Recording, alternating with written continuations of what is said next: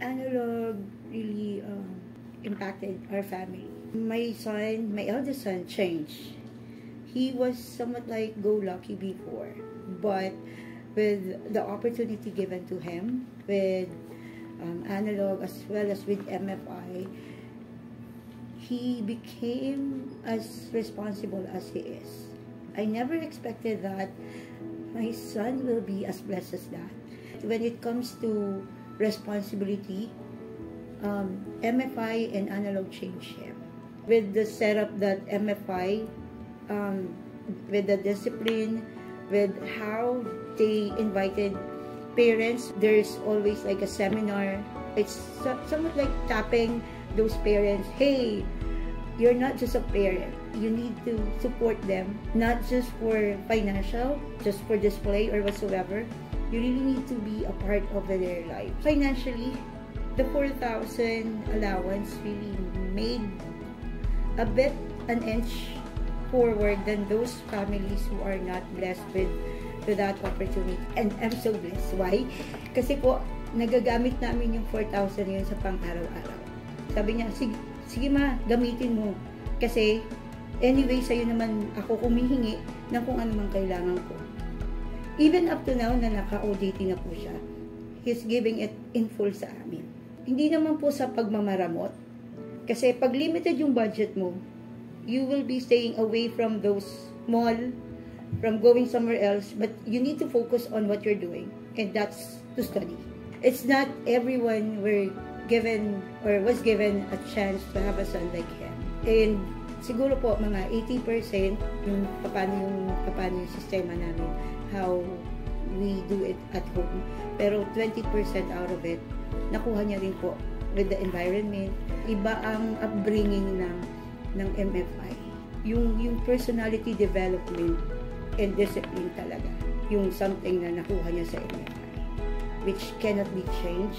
And even with the environment that he is in right now, with the Analog, he is so much enticed with the blessings that he's getting.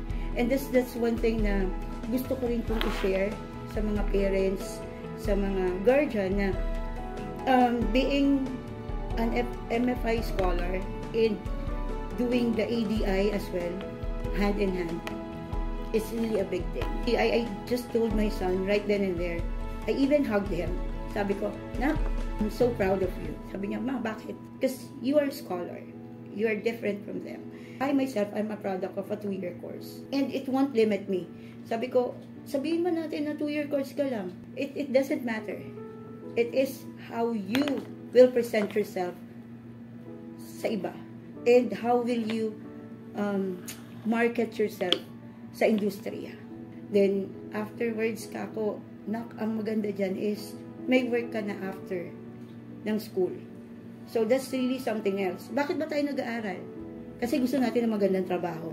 Sabi ko sa kanya, Nak, eto, pag-igihin mo yung 2 taon mo, after that, you will be getting a good job.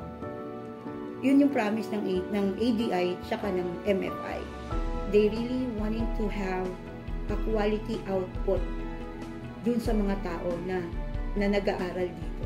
Hindi lang yung academics niya, even yung exposure niya, yung the way he manage yung social life niya, talagang nabago.